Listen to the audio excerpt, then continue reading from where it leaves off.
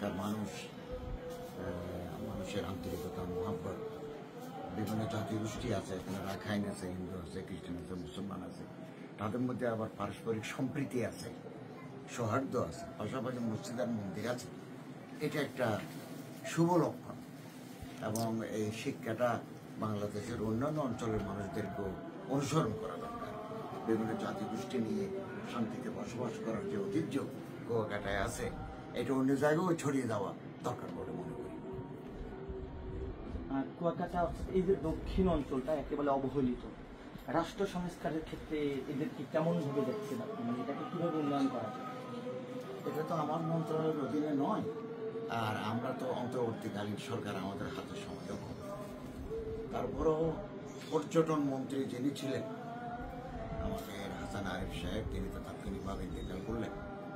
ওনার একটা পরিকল্পনা আমরা জানতাম, আমাকে সচিব বলেছেন, বাংলাদেশের যে সমস্ত জায়গায় মানুষ যায়, দেখতে যায়, ওইগুলোকে ডেভেলপমেন্ট করার, আরও আকর্ষণীয় করার এবং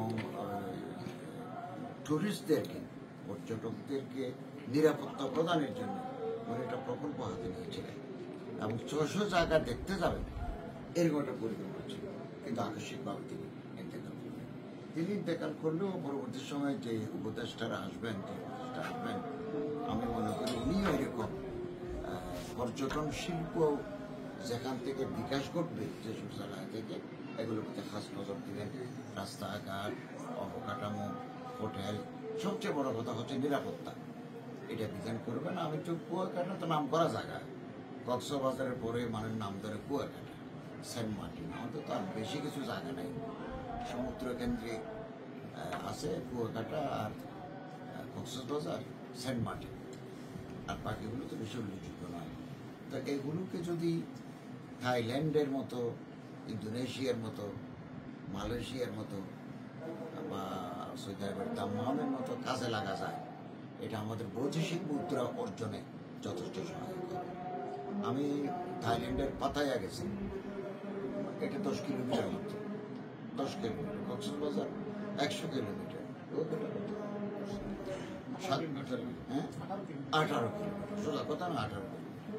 এই 18 কিলোমিটারকে যদি পরিকল্পিতভাবে এটাকে ডেভেলপ করা হয় এবং মানুষ যদি রাত্রে নিশীথেও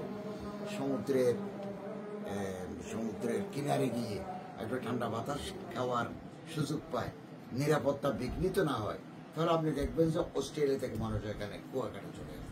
এটা আমাদের পর্যটন শিল্পকে বিকশিত করে। আমি